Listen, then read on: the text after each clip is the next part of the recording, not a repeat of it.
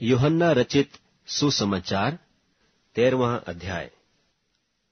फसह के पर्व से पहले जब यीशु ने जान लिया कि मेरी वह घड़ी आ पहुंची है कि जगत छोड़कर पिता के पास जाऊं, तो अपने लोगों से जो जगत में थे जैसा प्रेम वह रखता था, अंत तक वैसा ही प्रेम रखता रहा। और जब शैतान शमौन के पुत्र यहूदा इस्करियोती के मन में यह डाल चुका था कि उसे पकड़वाए, तो भोजन के समय यीशु ने यह जानकर कि पिता ने सब कुछ मेरे हाथ में कर दिया है और मैं परमेश्वर के पास से आया हूं और परमेश्वर के पास जाता हूं, भोजन पर से उठकर अपने कपड़े उतार दिए और अंगोछा लेकर अपनी कमर बांधी। तब बर्तन में पानी भरकर चेलों के पांव धोने और जिस अंगोछे से उसकी कमर बंधी थी उसी से पोंछने लगा। जब वह शमौन पतरस के पास आया, तब उसने उससे कहा, हे प्रभु, क्या तू मेरे पांव धोता है? यीशु ने उसको उत्तर दिया कि जो मैं करता हूं तू अब नहीं जानता, परंतु इसके बाद समझेगा। पतरस ने उससे कहा, तू मेरे पांव कभी न धोने पाएगा। यह सुनकर यीशु ने उससे कहा, यदि मैं तुझे न धोऊं तो मेरे साथ तेरा कुछ भी साझा नहीं। शमौन पतरस ने उससे कहा, हे प्रभु, तो मेरे पांव ही नहीं वरन हाथ और सिर भी धो दे। यीशु ने उससे कहा, जो नहा चुका है उसे पांव के सिवा और कुछ धोने का प्रयोजन नहीं, परंतु वह बिल्कुल शुद्ध है। और तुम शुद्ध हो, परंतु सब के सब नहीं। वह तो अपने पकड़वाने वाले को जानता था, इसीलिए उसने कहा, तुम सब के सब शुद्ध नहीं। जब वह उनके पांव धो चुका और अपने कपड़े पहनकर फिर बैठ गया, तो उनसे कहने लगा, क्या तुम समझे कि मैंने तुम्हारे साथ क्या किया? तुम मुझे गुरु और प्रभु कहते हो और भला कहते हो, क्योंकि मैं वही हूं।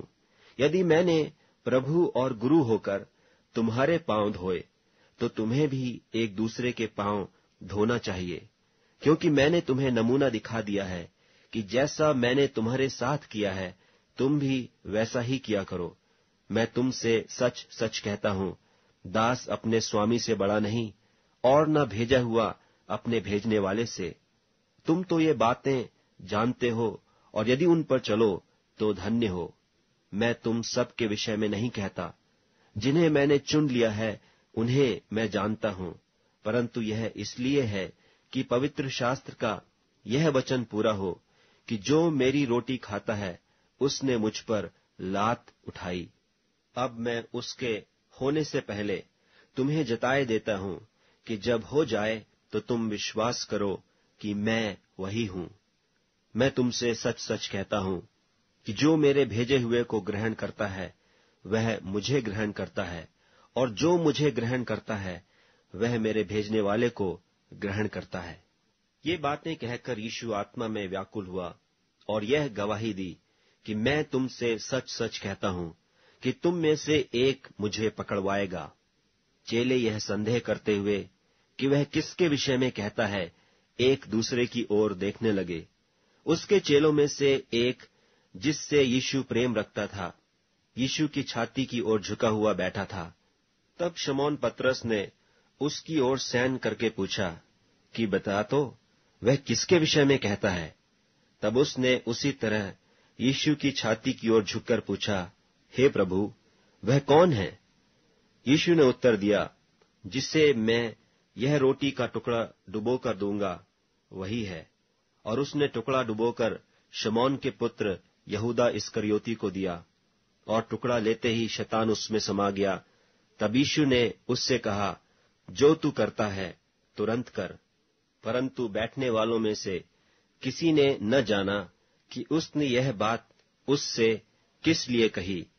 यहूदा के पास थैली रहती थी, इसलिए किसी किसी ने समझा कि यीशु उससे कहता है कि जो कुछ हमें पर्व के लिए चाहिए वह मोल ले, या यह है कि कंगालों को कुछ दे। तब वह टुकड़ा लेकर तुरंत बाहर चला गया, और रात्रि का समय था। जब वह बाहर चला गया तो यीशु ने कहा, अब मनुष्य के पुत्र की महिमा हुई और परमेश्वर की महिमा उसमें हुई, और परमेश्वर भी अपने में उसकी महिमा करेगा, वरन तुरंत करेगा। हे बालकों, मैं और थोड़ी देर तुम्हारे पास हूं, फिर तुम मुझे ढूंढोगे, और जैसा मैंने यहूदियों से कहा कि जहां मैं जाता हूं वहां तुम नहीं आ सकते, वैसा ही मैं अब तुमसे भी कहता हूं। मैं तुम्हें एक नई आज्ञा देता हूं कि एक दूसरे से प्रेम रखो। जैसा मैंने तुमसे प्रेम रखा है, वैसा ही तुम भी एक दूसरे से प्रेम रखो। यदि आपस में प्रेम रखोगे तो इसी से सब जानेंगे कि तुम मेरे चेले हो। शमौन पतरस ने उससे कहा, हे प्रभु, तू कहाँ जाता है?